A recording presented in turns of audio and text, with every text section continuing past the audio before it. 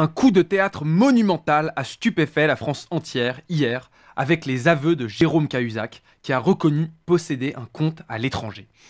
On compare souvent la politique à la mise en scène. Nos dirigeants seraient passés maîtres en art dramatique. Et bien là, à gauche, c'est un peu mafia blues en ce moment.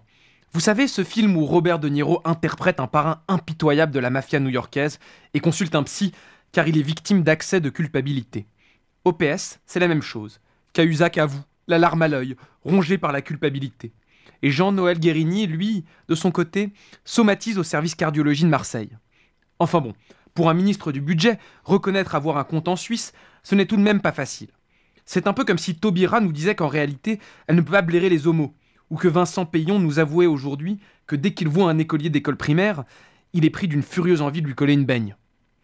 Accablé par les médias, traité de salopard par Jean-Luc Mélenchon, avec la déferlante qui s'abat sur lui depuis hier, notre bon Jérôme aurait pu succomber à la tentation des paradis artificiels pour échapper à cette sombre réalité.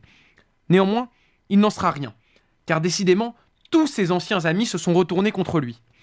En effet, c'est la seconde info de la journée. Manuel Valls a décidé de fermer Shitland, cette chaleureuse cité de Champigny-sur-Marne qui était la véritable plaque tournante du trafic de cannabis en banlieue parisienne. À Shitland, pas besoin de se faire un Space Mountain pour planer. Un simple petit Space Cake suffit.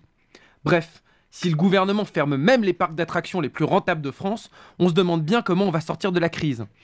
En tout cas, entre les allocations familiales qu'on n'était pas censé toucher, le revirement sur les retraites tant critiquées sous Sarkozy, ou encore la PMA dont on veut nous faire croire qu'elle n'ira pas de pair avec le mariage pour tous, il va falloir une sacrée force de refoulement pour que la cafetière de notre cher président n'entre pas en surchauffe. Qu'on se rassure donc, la psychanalyse au PS a encore de beaux jours devant elle.